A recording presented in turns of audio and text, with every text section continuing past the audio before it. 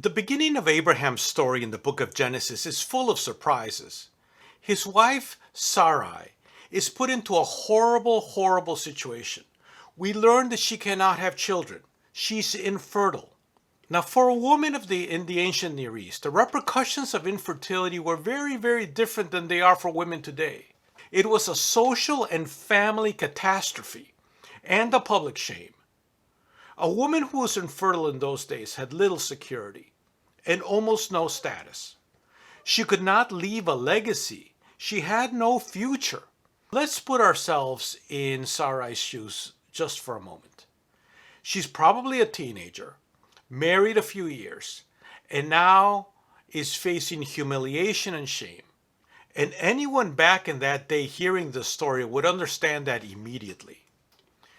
But then Abram's father does a shocking thing. Not shocking for us today in the modern world, but it would have been absolutely surprising to the people of that time.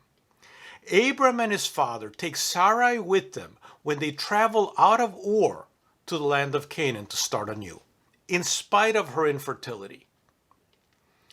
So, how is that going to work out? The family is trying to start anew and she can't bear children. At first reading, it makes no sense. My name is Francisco and welcome to Carving the Bible. I'm carving the Bible into granite as a way to preserve it in a more durable form than just paper. Let me explain just a little bit for those of you who have not seen my videos. Almost all of what we have from the oldest civilizations in the world is in stone. And I think that the best way to preserve the Bible for people thousands of years into the future is to put the Bible into stone also, word by word, verse by verse, book by book. So that's what I'm doing. And as I carve the Bible, I study and reflect the verses I'm working on, and then I make these videos. So if you'd like to follow along in this process, please subscribe. It'll help the channel to move forward. Now, so that this video will make sense to you, let me read for you the verses I'm carving today to give you the context. It begins with the second part of a genealogy, which I admit is a little tedious, so please bear with it. But it ends with the verses I want to discuss. And Peleg lived after he had begotten Reu 209 years and begot sons and daughters. And Reu lived 32 years and begot Serug. And Reu lived after he had begotten Serug 207 years and begot sons and daughters. And Serug lived 30 years and begot Nahor.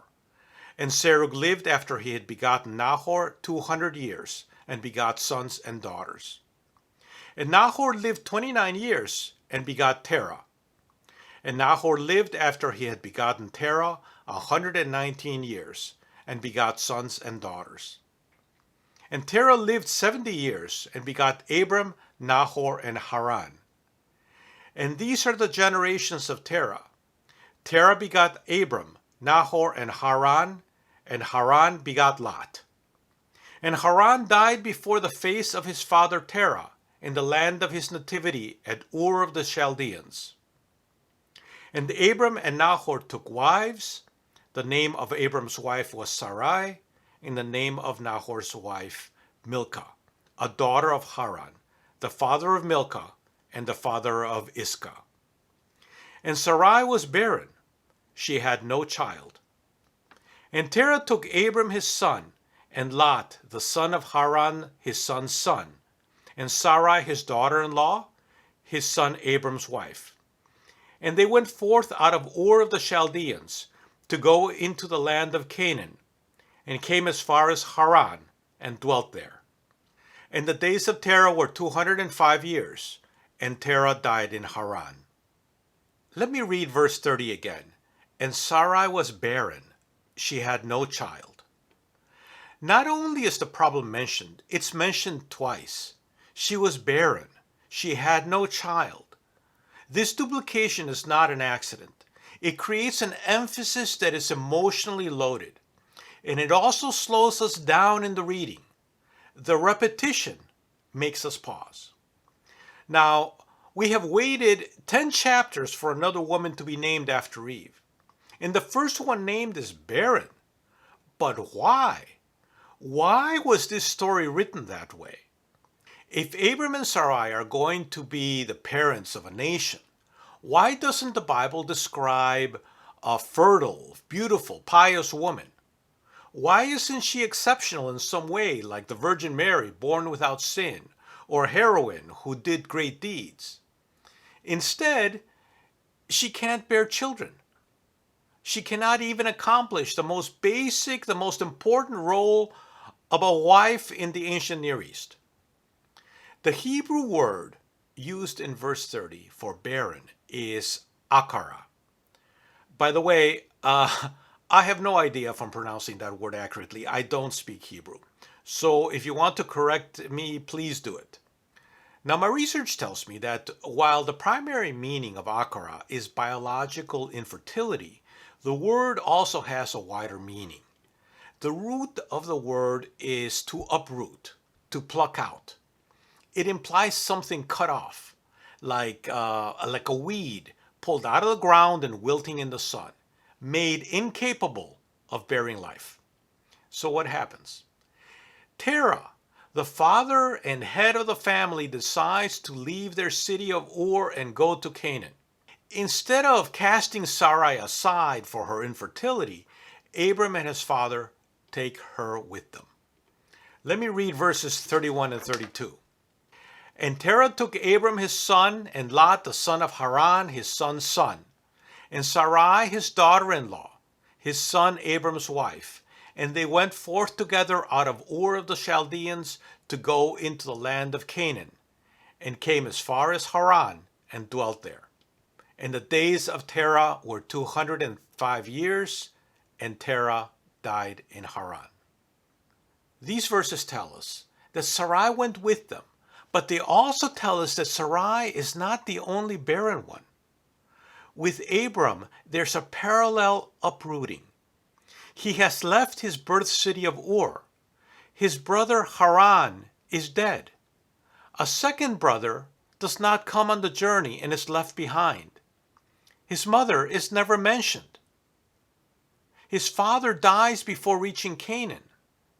Abram is left far from home with a barren wife and an orphaned nephew. Abram in the story is uprooted in small steps, not in his body, but in his family relationships, in his identity. Together by the end of chapter 11, Abram and Sarai form a pair of empty, dislocated people far from home. So again, we have to ask why. Why does the story begin with a barren woman?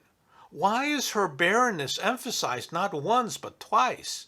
Why is she brought on a journey that she seems completely unfit for? I believe that the answer lies not just in what the story says, but when it was told, and for whom.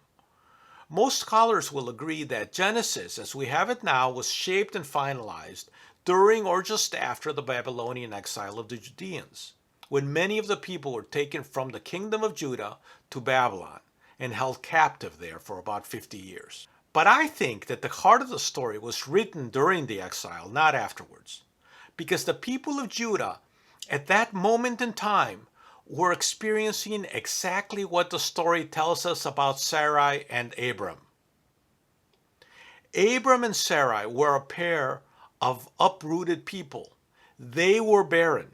They carried no future, no visible legacy. And that's where the promise begins. 2 verses into the next chapter of Genesis, we hear the promise, I will make you a great nation. It's a theological statement. God chooses to plant the future in uprooted people. During the exile, the people of Judah in Babylon had lost everything that once defined them. Their land, their temple, their king, their sense of continuity. They were spiritually disoriented and genealogically cut off. They had no clarity about the future. They were barren. In every sense of the word, they lacked so much. They were Judah Akar. And it's into that experience that this story speaks. Sarai's Akara, her barrenness, is not just personal. It's a metaphor and a mirror of the people of Judah in captivity. The editors of the book of Genesis weren't just preserving an origin story. They were reframing it for a people that needed a story of survival. Read through the lens of the Babylonian exile, this story of Abram and Sarai is no longer just an origin tale. It provides a spiritual answer to basic human questions. What do we do when we feel empty and uprooted? What do we do when we lack a solid ground to plant our feet? Where do we ground ourselves when everything we thought defined us slips away? Now, Genesis doesn't give us easy answers. It doesn't trace a clean line from promise to fulfillment. It traces a human line through loss, through uncertainty, pain, despair, injustice, and even violence. But it dares to suggest that maybe, just maybe, uprootedness is not the end of the story. Maybe it's the soil where grace begins. It tells us that maybe the chosen one is the one whose lack creates room for grace.